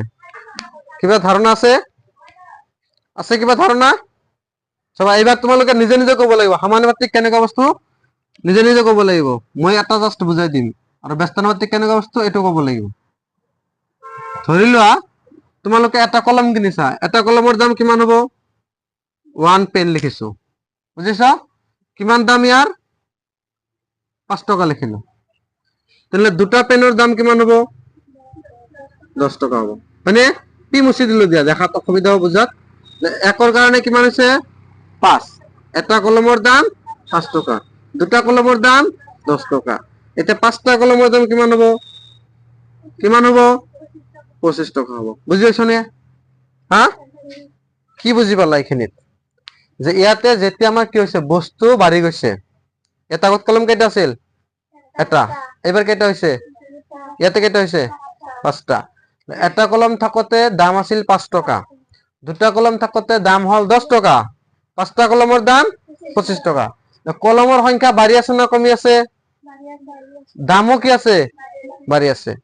যদি এনেকুৱা কোনো শৰ্ত হয় য'ত এটা বাঢ়িলে আনটো বাঢ়ি যায়, তেনেহলে সেই দুটাৰ মাজৰ সম্পৰ্কটোৰ নাম কি হ'ব? সমানুপাতিক। কি হ'ব? সমানুপাতিক। এতিয়া চোৱা আৰু একবাৰ লিখিম। এটা ধৰা এতিয়া মই 50 লিখিলো, 50, তাহলে কিমান হ'ব দাম? 250 হ'ব। 50 লিখিলে কিমান হ'ব? 250। এইবাৰ যদি মই 4 লিখো, ইয়াৰ দাম কিমান হ'ব? 4টা পেনৰ দাম কিমান হ'ব? 4টা পেনৰ দাম 20 টকা হ'ব। হয় নহয়? চোৱা, আগত কি আছিল? 1 কলম এটা আছিল, দাম 5 টকা, দুটা আছিল 10 টকা, 5টা আছিল 25 টকা। 50 টকাতে কিমান হৈ গৈছে? 250 হৈ গৈছে। আকৌ এইবাৰ চোৱা, দাম বস্তু কমি গ'ল, 50ৰ পৰা কিমান আহিল? 4। দামও কমিছে না? কমিছে না? এটা বাঢ়িলে আনটো বাঢ়ে, এটা কমিলে আনটো কমে। এনেকুৱা সম্পৰ্কত যদি থাকে তাৰ নাম কি হ'ব? সমানুপাতিক। কি হ'ব? সমানুপাতিক। বুজি পাইছ না কথাখিনি? নোপোৱা নাই? পাইছ। সমানুপাতিক কিন্তু সমান নহয়। সমানুপাতিক মানে সমান নহয়। অনুপাতটো ইয়াতো কি আছে? সমান হিচাপে গৈছে। চোৱা, ইয়াতে যদি আমি অনুপাত চাব যাওঁ, ইয়াতে কি হ'ব? 1:5। কি হ'ব? ইয়াক 2 ৰে কাটিলে 1, 2 ৰে কাটিলে 5। ইয়াতে অনুপাত কি পাম? 1:5। 5 দি কাটিলে একবাৰ, 5 দি কাটিলে 5 বাৰ। ইয়াতেও কি পাম আমি? 1:5 পামনে? ইয়াতে 0 0 কাটা, 5 দি একবাৰ, 5 দি 25ক 5 বাৰ, 1:5। 4 দি একবাৰ, 4 দি 5 বাৰ। তাহলে ইয়াতেও কি পাইছো আমি? অনুপাতটো কি আছে? একে হিচাপত কি আছে? বাঢ়ি গৈছে। অথবা একে হিচাপত কি হ'ব? কমি যাব। সমানুপাতিক মানে কি নহয়? সমান নহয়। যেনেকৈ ধৰি লোৱা, এইটো চোৱা, এইটো কি আমাৰ? মাৰ্কাৰ। আৰু এইটো কি? ইয়াৰ সপাটছ, হয় নে নহয়? ই আৰু ই সমান হ'ব নেকি? সমান হ'ব নেকি? কিন্তু ইয়াৰ কিবা গুণ হ'ব, ধৰা 1 গুণ, 2 গুণ, 3 গুণ, 4 গুণেৰ সমান। এই মাৰ্কাৰৰ যিটো কেপ আৰু যিটো মাৰ্কাৰ সমান নে? সমান নেকি? নহয়। কিন্তু এইটোৰ লগত এইটো কি আছে? সমানুপাতিক হিচাপে আছে। সমানুপাতিক হিচাপে আছে। কিবা গুণ পূৰণ হৈ আছে। কিবা গুণ কি আছে? পূৰণ হৈছে। সমানুপাতিক মানে সমান নহয়। সমানুপাতিক মানে সমান নহয়। কিন্তু ইয়াতে অনুপাত বিলাক কি পাওঁ আমি? সমান পাওঁ। অনুপাত বিলাক কি থাকে? সমান থাকে। তেনেহলে এনেকুৱা যদি কোনো মেথছ থাকে যে এটা এক্সাম্পল দিছো মই, ৰবা। আচ্ছা, এটা কথা কোৱা হোৱা নাই। ধৰি লোৱা ইয়াত আমি কি লৈছিলো? মাৰ্কাৰ লৈছিলো। মাৰ্কাৰৰ কাৰণে এম লিখিছো, মাৰ্কাৰৰ কাৰণে এম লিখিছো। আৰু এইটো কি? কেপ। কেপৰ কাৰণে ধৰি লোৱা চি লিখিছো। কি লিখিছো? চি। এই দুটা সমান হ'ব নেকি? এনেকে মই লিখিব পাৰিম নেকি? লিখিব পাৰিম নেকি? হা? পাৰিম নেকি? চোৱাচোন। এম মানে মাৰ্কাৰ ইকুৱেল কেপ লিখিব পাৰিম নে? পাৰিম নে? কাৰণ সমান নহয়। মাৰ্কাৰ হৈছে কিমান ডাঙৰ আৰু কেপ হৈছে কিমান সৰু। কিন্তু ইয়াৰ কিবা গুণ আছে। কেই গুণ হ'ল আমি চালো? এপ্ৰক্সিমেটলি 4 গুণ হৈছে। কিমান হৈছে? 4 গুণ হৈছে। ইয়াক আমি যেতিয়া সমানুপাতিকত লিখিম, ইয়াতে এটা চিন দিয়া হয়, এনেকুৱা চিন দিয়া হয়। ইয়াক কি কোৱা হয়? সমানুপাতিক চিন। ইয়াৰ নাম কি? সমানুপাতিক চিন। বুজিছ নে? এম সমানুপাতিক চি। এম সমানুপাতিক চি। বুজি পাইছ নে কথাখিনি? হা? যেতিয়া সমানুপাতিক উঠাই দিবা কি হয় জানানে? এম ইকুৱেল চিন আহিব ইয়াতে। ইকুৱেল চিন আহিব। আৰু এইটো উঠাই দিয়াৰ লগে লগে ইকুৱেল আৰু এটা কনষ্টেন্ট আহিব। কনষ্টেন্টক আমি কে বুলি লিখি লওঁ? চি। কি হল তাৰমানে? বুজি পাইছ কথাখিনি? সমানুপাতিকত থাকিলে কি হয়? ই উঠি যাব। উঠি গলে ইকুৱেল চিন আহিব। আহি এটা কি আহিব? কে আহিব। কে মানে কনষ্টেন্ট বুজাইছো ইয়াত আমি। সমানুপাতিক ধ্ৰুৱক বুলি কয় ইয়াক। সমানুপাতিক ধ্ৰুৱক। তাৰপিছত আগত কি আছিল? চি। চি আছে। এতিয়া এই কে কিয় আহিল এইটো বুজি লোৱা। চোৱা, এইটো আছিল কি আমাৰ মাৰ্কাৰ, হয়নে? এইটো কি আমাৰ মাৰ্কাৰ আৰু এইটো কি আমাৰ কেপ। দুটা সমান হ'ব নেকি? নহয়। এতিয়া ইয়াতে কি চিন দিছো? আমি সমান কৰিব খুজিছো। ইয়াৰ লগত কি পূৰণ কৰিলে সমান হ'ব 4 পূৰণ কৰিলে সমান হ'ব কাৰণ ইয়াৰ 4 গুণ এটো 1 গুণ 2 গুণ 3 গুণ 4 গুণ বুজিছনে এই কনস্ট্যান্টটো কে যাইছে কে মানে আমাৰ ইয়াতে 4 বুজাই আছে এটোৰ ক্ষেত্ৰত কি বুজাইছে আমাৰ 4 বুজাই আছে এই সমানুপাতিক চিন উঠি যায় তাতে কি আহিব আমাৰ এটা ইকুৱেল চিন আৰু লগত এটা কনস্ট্যান্ট আহিব তোমালোকে বিজ্ঞানত পাবা ওমৰ সূত্ৰ v proportional i এনেকুৱা এটা পাবা ইয়াকো উঠাই দিয়া হ'ব উঠাই দিলে কি হ'ব i r আনো আমি কেন r এবাৰ সমানুপাতিকৰ জায়গাত কেন হৈছে ধ্ৰুবকৰ জায়গাত r আনা হৈছে তুমি কেও আনিব পাৰা প্ৰবলেম নাই কিন্তু এটো এটা নাম হয় ৰেজিস্ট্যান্স সেই কাৰণে ইয়াত r আখৰেৰে লিখা হয় নিউটনৰ যেটো মহাকৰ্ষণ সূত্ৰ আছিল এনেকুৱা হৈছিল F proportional m1 into m2 divided by r square এনেকুৱা পাইছিলা মনত পৰিছে না অলপ ক্লাস 9 ত আছিল গতিকে ইয়াতে যে আমি লিখিলো এটো উঠাই দিয়া হয় উঠাই দিলে কি পাইছিলো আমি ক্যাপিটাল জি পাইছিলো ই তা মানে সমানুপাতিক ধ্ৰুবক এটো উঠি যায় কি আছে এটা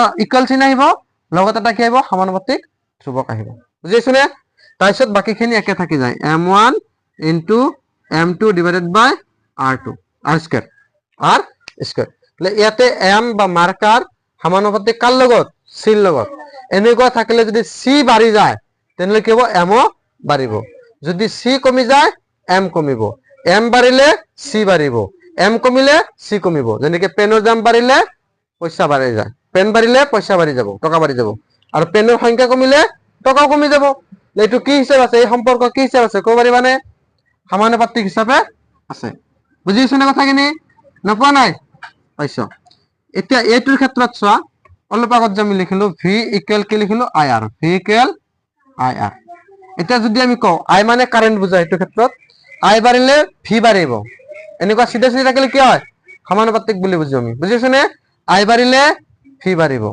v বাঢ়িলে i বাঢ়িব v কমিলে i কমিব i কমিলে v কমিব বুজিছনা এটো কি সম্পৰ্ক সমানুপাতিক এটো কি সম্পৰ্ক সমানুপাতিক আৰু এইবাৰ আমি ব্যস্তানুপাতিক মানে সমানুপাতিকৰ উল্টা ব্যস্তানুপাতিক কি হ'ব উল্টা হ'ব আছে কিতাপত চাইলো আৰু একবাৰ ব্যস্তানুপাতিক আমি কি কৰিম যদি এটা বাঢ়ে আনটো কি হ'ব বাঢ়িব নোৱাৰে এবাৰ ইয়াতে এটা বাঢ়িলে আনটো কি আছিল বাঢ়িছিল এবাৰ এটা বাঢ়িলে আনটো বাঢ়িব নোৱাৰে কমিব লাগিব এনেকুৱা এক্সাম্পল কি আছে ক'ব পাৰিবা না এটা বাঢ়িলে আনটো কমে ক'ব পাৰিবা না হা আচ্ছা ধৰি লোৱা তোমালোকে 10 জনে টিউশন পঢ়ি আছো যেটো কৈছো তোমালোকৰ এক্সাম্পল দিছো 10 জনে কি কৰিছে টিউশন পঢ়ি আছো টিচাৰ জনে কৈছে নাই মোক মাহত 6000 টকা দিব লাগিব তাহলে একজনে ভাগত কিমান কে পৰিব 600 কে পৰিব হয় না 600 কে পৰিব এবাৰ তাৰ পৰা কি কৰি দিয়া হল বহুত ষ্টুডেন্ট বাহিৰ হৈ গল লাষ্টত 3 জন আছে ধৰা এটা টিচাৰটো এটা কথা তোমালোক 3 জনে ক্লাস কৰা 10 জনে ক্লাস কৰা মোক কথা নাই মোক 6000 টকা দিব লাগিব 10 জনে ক্লাস কৰিলে 6000 দিলে কিমান কে পৰিল একজনৰ ভাগত 600 কে পৰিল 10 জনৰ কাৰণে কিমান পৰিল 600 কে পৰিল টোটাল কিমান হৈছে আমাৰ 6000 আছে মানে টিচাৰে কিমান চাৰ্জ কৰি আছে 6000 চাৰ্জ কৰি আছে এবাৰ 10 জনৰ পৰা কিমান হল ষ্টুডেন্ট 3 জন হল কিন্তু ইয়াক টিচাৰক পইচা কিমান দিব লাগিব আমি 6000 দিব লাগিব 6000 তলত সারা ক্লাসে নকৰে ধৰি লোৱা এক্সাম্পল লৈছো এটা এতিয়া এই 3 জনৰ একজনে কিমান কে দিব লাগিব 2000 কে দিব লাগিব তেতিয়া 6000 হ'ব বুজিছনে কথাখিনি কিমান দিব লাগিব 2000 কৈ দিব লাগিব তেতিয়া 6000 হ'ব কাৰণ সাৰৰ পইচাটো কি ফিক্সড যদি কেতিয়া 5 জন আহে 5 জন ধৰি লৈছো তেতিয়া কিমান হ'ব 1200 কৈ দিব লাগিব একজনে কিমান কে দিব লাগিব 1200 কৈ দিব লাগিব তাহলে এবাৰ চোৱা যেতিয়া মানুহ বেছি আছিল পইচা কি পৰিছিল কম পৰিছিল এতিয়া মানুহ কমি গল পইচা কি হল বাঢ়ি গল আকৌ মানুহ বাঢ়ি গল পইচা আকৌ কি হল কমি গল বুজিছনে এটা বাঢ়িলে আনটো কমে এটা কমিলে আনটো বাঢ়ে এটা বাঢ়িলে আনটো কমে বুজিছনা উল্টা ৰিলেশন এটো কোৱা হয় কি ব্যস্তানুপাতিক আচ্ছা এই পইচাৰ লেনদেন বাদ দিয়া এতিয়া এটা সহজ দিম চাবা এটোৱে সহজ বেছি কাৰণ পইচা বেছি বুজি পায় ষ্টুডেন্টে বাকি হৰণ দিলে বুজি নাপায় ধৰি লোৱা 5 জন মানুহে এটা কাম কৰোতে টাইম লাগে তোমাৰ 10 দিন লাগে 5 জন মানুহে এটা কাম কেই দিনত কমপ্লিট কৰে 10 দিনত এতিয়া মই যদি কও 10 জন মানুহক কামত দিয়া আছে কেই দিনত কামটো শেষ হ'ব 5 দিনত শেষ হ'ব বুজিছনে নপোৱা নাই যদি বাৰ মই কও 50 জন মানুহক পঠাই দিছো কাম কৰিব কেই দিনত শেষ হ'ব 1 দিনত শেষ হ'ব কাম 1 দিনত শেষ কৰি দিব চাবা ইয়াতে সদায় মানটো কি থাকে ফিক্স থাকে যেনেকে ছাৰৰ দৰমহা কিমান আছিল 6000 আছিল না ফিক্সড আছিল ইয়াতে সব 5 10 গুণ 50 5 10 গুণ 50 50 1 গুণ 50 যদি 25 জন মানুহ পঠাই দিয়া হয় কেই দিনত কামটো কমপ্লিট হ'ব 2 দিনত কমপ্লিট হ'ব বুজিছ না কথাখিনি ইয়াতে সব মানুহ আগত কি আছিল 5 জন আছিল 10 দিন লাগিছিল এবাৰ মানুহ বঢ়াই দিছো টাইম কি হৈছে কমি গৈছে কমিছে না বাঢ়িছে আগত 10 আছিল 5 হৈছে 50 জন দিছো মানুহ কিমান হল একদিনতে কাম হৈ গল এইটো কি উল্টা হয় নাই ইয়াক কোৱা হয় কি ইনভাৰ্সলি প্ৰপোৰ্শনাল কি কোৱা হয় ইনভাৰ্সলি প্ৰপোৰ্শনাল মানে ইয়াতে আমাৰ কি থাকিব গোটেইখিনি পূৰণ কৰিলে মান কি থাকে সদায় ফিক্স থাকিব মানটো কি থাকিব ফিক্স থাকিব চ এইবাৰ এনেকুৱা যেটো ব্যস্তানুপাতিক হয় তাক আমি কেনেকৈ লিখো ব্যস্তানুপাতিকত এনেকৈ লিখা হয় চিনটো ধৰি লোৱা আমি এতে মানুহ গৈছিল হয়নে মানুহ আৰু ডে ধৰি লৈছো এম মানে মানুহ আৰু ডে মানে দিন কিমান দিন লাগিব ইয়াতে আমি কি কৰিম এনেকৈ দিলে তো কি হৈ গল ডাইরেক্ট কি হৈ গল সমানুপাতিক হৈ গল মানুহ বাঢ়িলে তো দিন নাবাঢ়ে দিন কি হয় কমি যায় আৰু কমি যোৱাৰ কাৰণে আমি ইয়াক এনেকৈ লিখিম 1/d লিখিম কি লিখিম 1/d আৰু ইয়াক ইকুৱেল লিখিলে কি হ'ব m ইকুৱেল এটা কি আহিব ইনটু 1/d আহিব মানে যদি কোনো বস্তু দেখাব তলত আছে চা এফালে কত আছে হৰণৰ তলত আছে তাহলে বুজি পাবা ই বাঢ়িলে ই কমিব ই কমিলে এটো বাঢ়িব d কমিলে m বাঢ়িব m কমিলে d বাঢ়িব উল্টা d বাঢ়িলে m কমিব m বাঢ়িলে d কমিব বুজি পাইছানে এনেকুৱা সম্পৰ্ক কোৱা হয় কি কি কোৱা হয় ব্যস্তানুপাতিক ব্যস্তানুপাতিক এইবাৰ d এইফালে লৈ আহা d কি আছে তে হৰণ হৈ আছে এইফালে আহিলে কি হ'ব পূৰণ হ'ব m ইনটু d ইকুৱেল কি হল কনস্ট্যান্ট ধ্ৰুৱক সেই কাৰণে ছাত্ৰ আৰু টকা যদি পূৰণ কৰা হয় 6000 হৈছিল ছাত্ৰ আৰু টকা পূৰণ কৰিলে 6000 এটা ফিক্সড ভ্যালু হ'ব আগৰ এক্সাম্পলত আমি চালো 1 পূৰণ 50 50 2 পূৰণ 25 50 5 পূৰণ 10 50 10 পূৰণ 5 50 সেই 50 টো ফিক্স না হেইটোৰ মানে হৈছে কি k আৰু ইয়াৰ ক্ষেত্ৰত চোৱা কি হ'ব m/c এতে ইনটু আছে c ডিভাইড কৰি দিয়ে এফালে কি হ'ব k ইয়াতে হৰণ কৰিলে কি হয় কনস্ট্যান্ট হয় ইয়াতে পূৰণ কৰিলে কি হয় কনস্ট্যান্ট হয় কাৰণ কাম দুটা উল্টা কাম দুটা কি উল্টা সমানুপাতিকত হৰণ কৰিলে কনস্ট্যান্ট হ'ব ব্যস্তানুপাতিকত পূৰণ কৰিলে কনস্ট্যান্ট ওলাব বুজি পাইছ নে নপোৱা নাই পাইছ ঠিক আছে এইখিনি যদি বুজি পাইছ এটা দুটা এক্সাম্পল দিম বুজি পাবা ধুনীয়াকে তাৰপিছত আমি ম্যাথছখিনি কৰি থাকিম হ'ব হ'ব সমানুপাতিকত চা প্ৰথমে আমি সমানুপাতিকত চাম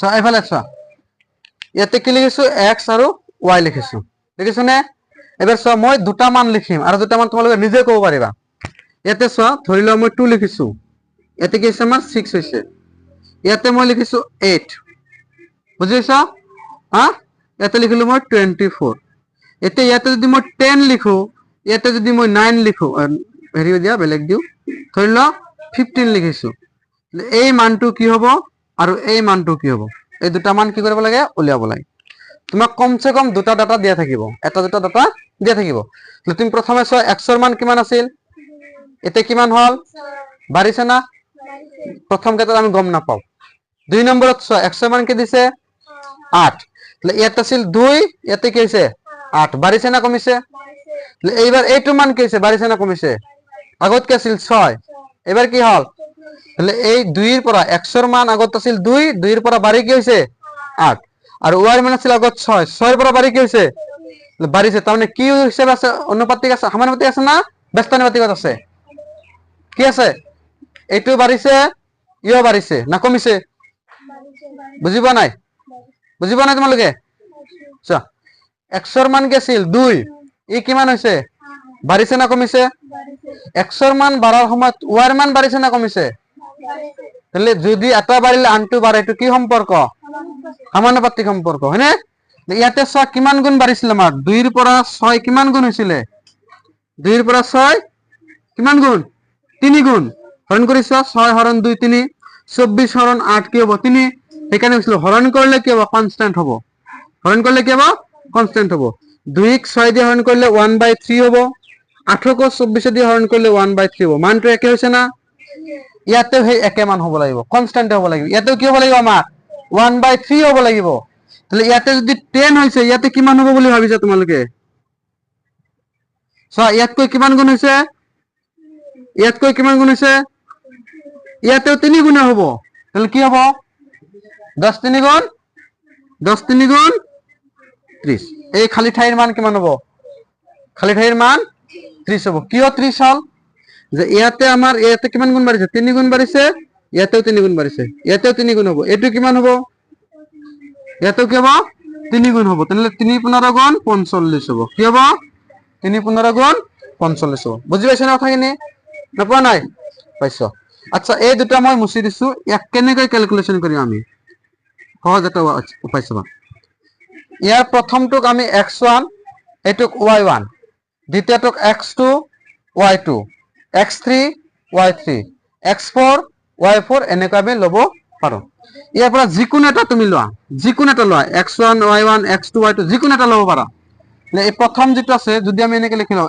x1 y1 ইকুয়াল কি হ'ব আমাৰ x2 y2 কাৰণ হৰণ কৰিলে কি হ'ব মান ধ্ৰুবক হ'ব হৰণ কৰিলে মান কি হ'ব ধ্ৰুবক তাহলে এইখিনি গোটেইখিনি মিলি এটা বস্তু হ'ব বুজিছনে এতে x1 এর মান কিমান দিছে x1 এর জায়গা 2 বহাই দিয়া x2 এর y1 এর মান কি দিছে 6 আৰু যেটো তোমাক উলাব দিছে তাতে চোৱা এটুক x2 কব পাৰা x3 কব পাৰা x4 কব পাৰা যেটো তোমাৰ ইচ্ছা যদি এটা ইয়াৰ পৰা লোৱা ইয়াৰ পৰা x2 বুলি ধৰি লৈছো x2 এৰ মান কি আছে আমাৰ এবাৰ 10 x3 মান আমি জানো নাকি y2 মান জানো নাকি না জানো ইয়াক আমি y2 বুলি লিখিছো এনেকুৱা বজ্ৰপূৰণ কৰা শিকাইছো নাই কোৱা নাই y * 2 মানে কি হ'ব টুৱাইস y2 ইকুয়াল 6 10 গুণে 60 মানে y2 ইকুয়াল কি হ'ব 60 এই দুইতে পূৰণ হৈ আছে বলে গলে হৰণ কিমান হ'ব 30 আমি এতে মান কিমান পাইছিলো 30 পাইছিলো না পোৱা নাই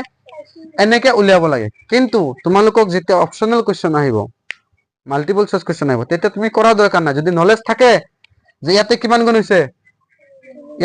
হৈছে এই অটোমেটিক 3 গুণ হ'ব 10 3 গুণ 30 10 3 গুণ 30 এতিয়া ইয়াৰ পিছৰ যেটো এইটোৰ দ্বাৰা ওলাব পাৰিম নতুবা এইটোৰ দ্বাৰা ওলাব পাৰিম একে আনসাৰ হ'ব বেলেগ নহয় বুজিছো এতিয়া আমি কোনটো উলিয়াম ধৰা আমাৰ y4 টো উলিয়াম এটোৰ নাম কি দিছিলো y4 তাহলে তুমি x1 y1 ডিভাইডেড বাই এতে কি লিখিম আমি x4 বাই y4 লিখিম বুজিছো না কথাখিনি এবাৰ আকৌ মানবিলাক বহাই যোৱা কি হ'ব x1 এর মান 2 y1 এর মান 6 x4 এর মান 15 y4 এর মান আমি না জানো বজ্রপূরণ করলে টুৱাইস y4 ইকুয়াল 6 15 গুণ 90 কিমান হ'ব 90 এবাৰ যদি y4 আমি উলিয়াও কি হ'ব 90 ডিভাইডেড বাই 2 ইয়াৰ মান কিমান হ'ব 45 আমি 45 পাইছিলো না এটো না বুজিবা নাই 45 পাইছিলো না পোৱা নাই 45 এটা তুমি কব পাৰা স্যার x1 y1 লৈছে বেলেগ ললে হ'ব নেকি বেলেগ ললে হ'ব তুমি যদি এই দুটা লয় কৰা তেতিয়াও কি পাবা একে পাবা চোৱা একে মুছি দিছো মই এবাৰ যদি আমি কও x3 বাই y3 ইকুয়াল x4 বাই y4 একে হবে না आंसर x3 মান কি আছে 10 y3 মান কি আছে 30 x4 এর মান কিমান আছে 15 y4 এর মান আমি না জানো এটো হয়নে নয় y4 তাহলে y4 এবার বজ্রপূরণ করলে কিমান হবে 10 y4 বুঝিছো না 10 y4 আর 15 এর লগত 30 পূরণ করলে কিমান হবে 30 পূরণ 15 হয়নে এবার চোৱা y4 ইকুয়াল 30 পূরণ 15 হরণ কি হবে আমার 10 শূন্য শূন্য কাটা গল 3 15 গুণ কিমান 45 তুমি জোরে পড়া নকরা কি হবে আমার आंसर একে হবে বুঝি পাইছো না এখানে পাইছো আচ্ছা তাহলে একদম শর্টকাট মনত রাখা ইয়াতে কিমান গুণ হইছে ইয়াতে কিমান গুণ হবে ইয়াতেও 3 গুণ ইয়াতেও 3 গুণ কারণ ইয়াতে মানটো কি থাকে কনস্ট্যান্ট থাকে হরণ করিলে এবার এইটোৰ ক্ষেত্ৰত চোৱা ব্যস্তানুপাতিকত লিখি লোৱা নহলে এইখিনি এই টেবুলটো বনোৱা আৰু আগত যেটো লিখিছিলো সেইটো লিখা এইখিনি লিখিব নালাগে দিয়া ইয়াতে 45 পাইছো মই এইটো দেখাই দিছো একবাৰ হা লিখি লোৱা x1 by y1 x3 by y3 2 6 10 y3 তাহলে কি হবে আমার twice y3 equal 60 or y3 equal 60 by 2 মানে 30 হয়েছে এই খালি ঠাই দুটো আমি কি করলো উলিয়ালো খালি ঠাই দুটো কি করেছি আমি উলিয়াইছি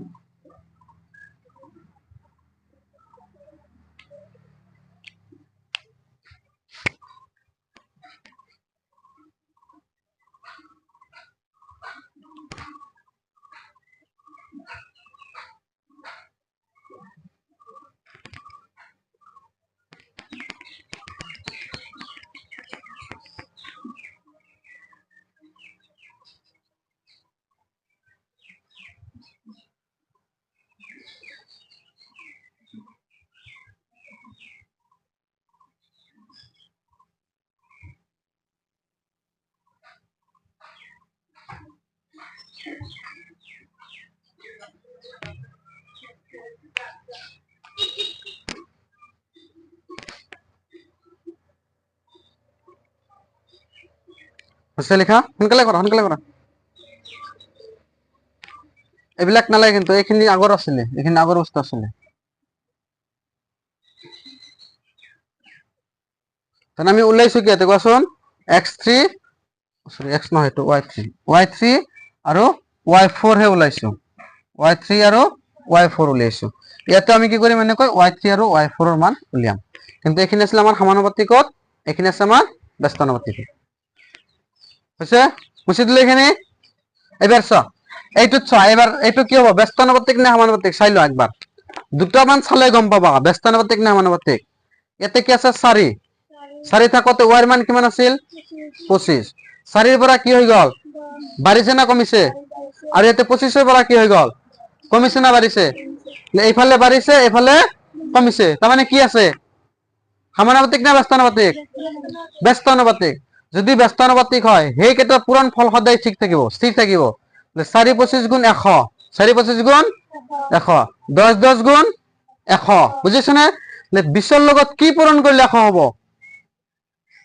20 ৰ লগত কি পূৰণ কৰিলে 100 হ'ব 20 5 গুণ 20 5 গুণ 100 তেনেহলে ইয়াতে আমি গম পালো y3 মান কি হ'ব 5 হৈ যাব আমার দরকার নাই ম্যাচ করার কারণে ডাইরেক্ট মুখে মুখে হয়ে যাব 4 থাকিলে 20 25 হইছিল আর 10 থাকতে 10 হইছে হয় না যেহেতু আমি গম পালো যে ব্যস্তানুপাতিকত আছে ই সমানুপাতিকত আছিল ই কি হত আছে ব্যস্তানুপাতিকত আছে ব্যস্তানুপাতিকত পূরণ করলে মান স্থির থাকিব মানে একে থাকিব ইয়াতে 4 25 গুণ 100 10 10 গুণ 100 20 ৰ লগত কি পূরণ করলে 100 হ'ব 5 5 20 গুণ 100 ডাইরেক্ট তুমি 5 পাই যাবা 50 ৰ লগত কি পূরণ করলে 100 হ'ব কিমান 2 তাহলে এই y4 এর মান কি হবে 2 হবে করার দরকার আছে নাকি ম্যাথ যদি বুঝিবা ম্যাথ করার দরকার নাই কিন্তু করিলে এখানে ওলাবো কেনেকে উলিয়াম আমি সেখানে চোৱা প্রথমে আমি চাম কি কিহত আছে এই ব্যস্তানুপাতিক না সমানুপাতিকত এই ব্যস্তানুপাতিকত আছে না সমানুপাতিকত আছে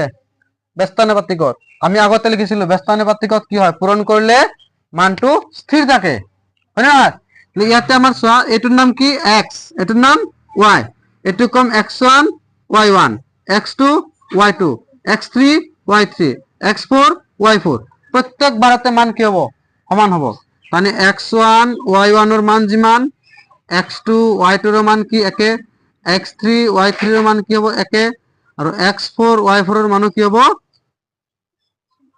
একে হবো বুঝি পাইছ না থাকেনে তাহলে ওচৰত তুমি যিকোনো দুটা লোৱা তুমি খালি এটা লবা কি খালি থকা আৰু এটা থকাখিনি লব লাগিব বুজি পাইছ না ইয়াতে নথকা কি কি আছিল আমাৰ এইটো আছিল আৰু এইটো আছিল এই দুটা আমি নাজানো থকা কেইটা আছে দুটা আছে যিকোনো এটা লোৱা ধৰিলো আমি x1 y1 লৈছো x1 y1 কাৰ সমান হ'ব লাগিব x3 y3 ইকুয়াল হ'ব লাগিব কিয় যে পূৰণ কৰিলে কি হয় আমাৰ মানটো স্থিৰ থাকে পাইছ না বুজি এতে x1 এর মান কি আছে x1 এর মান কি আছে 4 x2 y1 এর মান 25 ইকুয়াল x3 এর মান কিমান আছে 20 y3 এর মান না জানো মানে এতে 20 এফালে কি আছে পূরণ না হরণ এফালে এলে কি হবে হরণ হরণ করে দিয়া 4 পূরণ 25 হরণ 20 হইছে 5 দিয়ে হরণ করলে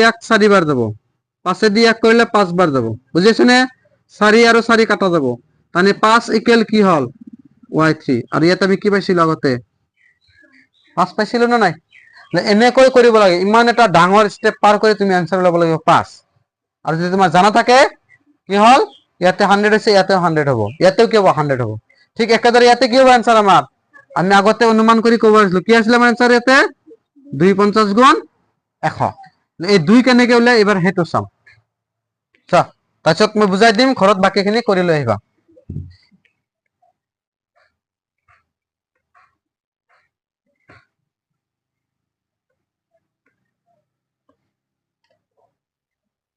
হইছে এবার ইয়ার ক্ষেত্রে তো এনেকে লব পারো x1 y1 equal x4 y4 পাইছো বুঝি x1 এর জায়গাত কি আছে अगेन 4 y1 মানে 25 x4 এর মান আছে কিমান 50 আর y4 এর মান আমি না জানো ইমপ্লাইজ 4 into 25 এটু পূরণ হয়েছে বলে লিখব হরণ 50 ইকুয়াল y4 25 দি 50 দুইবার 2 দি 4 দুইবার তার মানে কি হল y4 ইকুয়াল 2 হল আমি পাইছিলাম না 2 এনেকে आंसर উলিয়াব লাগে আর এইখিনিত শর্টকাট কৰি খালি জাস্ট অপশনাল কোশ্চেন বিলাক টিক কৰি উলিয়াব লাগে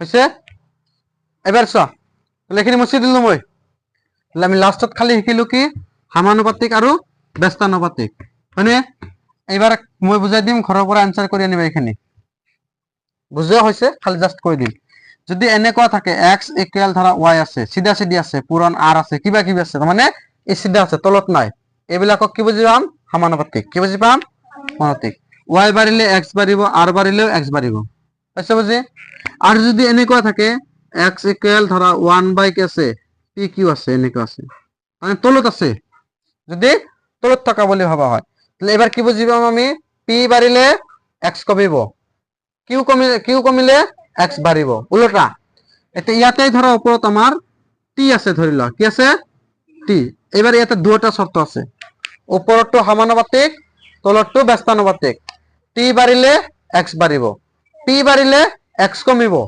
কিউ কমিলে x বাড়িব বুঝেছো না সমানুপাতিক ব্যস্তানুপাতিক কি হ্যাঁ কিতাবত যেটা 3 নম্বর কোশ্চেন দিছে কি দিছে a ইকুয়াল পাই আর স্কয়ার দিছে না a ইকুয়াল পাই আর স্কয়ার সিধা সিধি আছে না তলত আছে তাহলে কি হিসাব আছে সমানুপাতিক না ব্যস্তানুপাতিক সমানুপাতিক তাহলে যদি r বাড়ি যায় তাহলে আমার a বাড়ি যাব আর স্কয়ার বাড়িব r বাড়িলে আর স্কয়ার বাড়িব তেতিয়া আমার কি বাড়িব a বাড়ি যাব বুঝি আছে না বানাই হ্যাঁ যদি r কমি যায় a মান কমি যাব r মানে হচ্ছে রেডিয়াস a মানে হচ্ছে এরিয়া পাইছো বুঝি প্রবলেম আছে তাহলে r বাড়িলে a বাড়িব আৰু a কম r কমিলে a কমি যাব হেতু কোশ্চেনে দিছে ইয়াতে পাইছো বুঝি এবার যেটো 2 নম্বরত লিস্ট দিছে টি 1 আছে 4 হইছে 4 গুণ আছে বুঝিছো চা মই কইছো লিস্ট একবার কই দিছুন মোক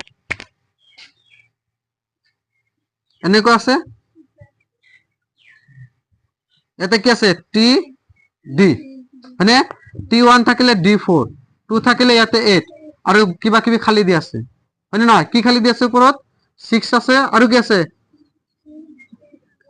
উপৰত নাই আচ্ছা আচ্ছা ইয়াতে 1 এৰ পৰা 4 হইছে 2 এৰ পৰা 8 হইছে ই বাড়িছে ইও বাড়িছে না কমিছে এফালে বাড়ি আছে এফালে বাড়ি আছে কিমান গুণ বাড়িছে ইয়াতে কিমান গুণ ইয়াতে 6 একে গুণ আছে 4 গুণ ইয়াতেও 4 গুণ হ'ব 6 এর তলত কি হ'ব 6 4 গুণ 24 হ'ব আৰু কি আছে এনেকুৱা খালি তলতো থাকিব পাৰে কি আছে তলত 28 আছে উপৰত নাই হয় না তাহলে এতে ইয়াতে আমাৰ কিমান গুণ আছে 4 গুণ আছে কিহৰ 4 গুণ কৰিলে 28 হ'ব কিহৰ 4 গুণ কৰিলে 28 হ'ব নতুবা এনেকৈ হ'ব 6ক 24ক 4 দিয়ে হৰণ কৰিলে 6 ইয়াকো 4 দিয়ে হৰণ কৰি দিয়া 4 দিয়ে হৰণ কৰিলে 4 7 গুণ 28, তাহলে ইয়াতে কি হবো 7 হবো। বুঝি আছো না? না পোৱা নাই? ইয়াৰ 4 গুণ 28, ইয়াৰ 4 গুণ কম 7। বুঝি আছে নে? এনেকুৱা এইটো কি আছে, সমানুপাতিক না ব্যস্তানুপাতিক? সমানুপাতিক। তাহলে এনেকে বাকি খিনি ফিল কৰিব পাৰিবা খালি ঠাই।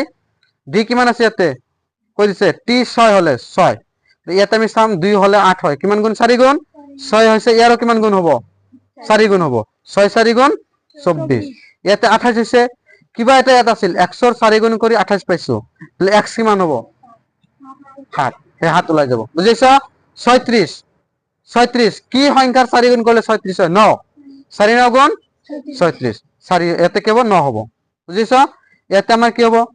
এনেকে 6 7 8, ইয়াতে নিশ্চয় 8 হ'ব, 8 8 4 গুণ 32, বাকিখিনি ইয়াতে ফিল কৰিবা। হৈছে? 4 নম্বৰত চোৱা কি চিন দিছে? পি সমানুপাতিক কিউ। কি চিন দিছে? পি সমানুপাতিক কিউ, তাৰমানে কিউ বাঢ়িলে পি বাঢ়িব, তাৰমানে কিউ বাঢ়িলে পি বাঢ়িব, পি বাঢ়িলে কিউ বাঢ়িব। পিৰ মান কৈ দিছে চোৱা, পি কিমান আছিল কৈছে কোৱেশ্চনটোত? পি 6 হলে কিউ কিমান হয়? 30 হয়, হয়নে নহয়? কেই গুণ হৈছে ভাবি চোৱাচোন, কেই গুণ হৈছে? ইয়াতে 6 ইয়াতে 30, কেই গুণ হৈছে ইয়াৰ পৰা? 5 গুণ, 6 5 গুণ 5 গুণ হল না নাই? এতিয়া যদি পিৰ মান কিবা দিয়ে তাৰো 5 গুণ হ'ব কিউ। ধৰা পি 2 দিছে, কিউ কিমান হ'ব? ইয়াৰ লগত 5 পূৰণ কৰিব লাগিব, ইয়াৰ লগত 5 পূৰণ কৰিলে 30 হৈছে, ইয়াৰ লগতে কি পূৰণ কৰিব লাগিব? সেই 5 কৰিব, 5 দুগুণে 5 দুগুণে 10, 5 দুগুণে 10। পাইছো না বুজি? নাপোৱা নাই? এইটো কৈ দিছে পি সমানুপাতিক কিউ, পি কিমান হৈছে? 6, কিউ কিমান হৈছে? 30, কিমান গুণ হৈছে ইয়াৰ পৰা? 5 গুণ। পি কমিলে কিউ কমিব লাগিব না নালাগে? কাৰণ সমানুপাতিক আছে। পি 6 পৰা কমি কি হৈছে? 2 হৈছে, ইয়াতে 30 পৰা কমি কি হ'ব? কেনেকে 10 পাম আমি? ইয়াৰ লগত 6 পূৰণ কৰি 5 পূৰণ কৰি হৈছিলে, ইয়াৰ লগত আমি 5 পূৰণ কৰি দিম, 5 দুগুণে 10। পাইছো না বুজি? তাৰপিছত এটা ডায়াগ্ৰাম দিছে, লিষ্ট দিছে, দিছে না দিয়া নাই? এইবাৰ 6টোত কি দিছে? কি কি দিছে? এক্স ওয়াই দিছে না? না টি টি দিছে? এক্স ওয়াই দিছে। এটা কেই নম্বর? 5 নম্বর। এক্স ওয়াই চোৱা কি দিছে? এক্স ওয়াই ওপৰত কি দিছে তলত কি দিছে কোৱাচোন? ইয়াতে ইয়াতে 32, ইয়াতে ইয়াতে 16। চোৱা ইয়াতে 1 ৰ পৰা 2 হৈছে, 32 ৰ পৰা কি হৈছে? 16 হৈছে। এটা বাঢ়িছে আনটো কি হৈছে? কমিছে। চোৱা এইফালে বাঢ়িছে এইফালে কমিছে, উল্টা হৈছে না? কি হিচাপ আছে? ব্যস্তানুপাতিক না সমানুপাতিক? ব্যস্তানুপাতিকত মান সদায় স্থিৰ থাকে। 1 32 গুণ 32, 2 পূৰণ 16 মানে 32। এতিয়া কি আছে ইয়াতে? 4, তাহলে ইয়াতে কি পূৰণ কৰিলে 32 হ'ব? 8 হ'ব ইয়াতে आंसर। বুজিছা? আৰু কি আছে? ওপৰত 8 আছে, ইয়াতে কি পূৰণ কৰিলে 32 হ'ব? 4 8 গুণ 32। আৰু কি আছে খালি? নাই। কোনটো কোনটো খালি আছিল? এইটো আৰু এইটো কোনটো খালি আছিল? এইটো। তাহলে চোৱা ইয়াতে 4 8 গুণ 32 হৈছে, ইয়াতে 32 হ'ব লাগিব। ওপৰত যদি 8 আছে তাহলে কি পূৰণ কৰিলে 32 হ'ব? পাইছো না বুজি? নাপোৱা নাই? পাইছো? এনেকা যদি আৰু কিবা বেলেগ থাকিলে হয়, 32 আৰু আছে নেকি কিবা? যদি এইটো দিওঁ মই 0.5 কি হ'ব? 64, তেতিয়াহে 32 হ'ব দুটা পূৰণ কৰিলে। বুজিছ? এনেকুৱাও থাকিব পাৰে, প্ৰব্লেম নাই, সমানুপাতিকত আহি যাব পাৰে, প্ৰব্লেম নাই। এক্সাম্পল হিচাপে লৈছো এইটো, এনেকুৱা থাকিলে তথাপি পূৰণফল কি হ'ব লাগিব? 32 হ'ব লাগিব। ফাৰ্ষ্ট চেপ্টাৰ শেষ। ফাৰ্ষ্টৰখিনি দেখাই দিছো, বুজাই দিছো, কৰিবা ঘৰত। পিছৰখিনি কৰিবা, 2 নম্বৰৰ 3 নম্বৰখিনি বুজাই দিলো, 4 নম্বৰ বুজাই দিলো, 5 নম্বৰ বুজাই দিয়া হৈছে। আৰু আছে নেকি কিবা? 5 নম্বৰে কমপ্লিট। নেক্সট ক্লাছত আমি বৰ্গ আৰু বৰ্গমূল চাম। ঠিক আছে? ঘৰত কৰিলে আহিবা।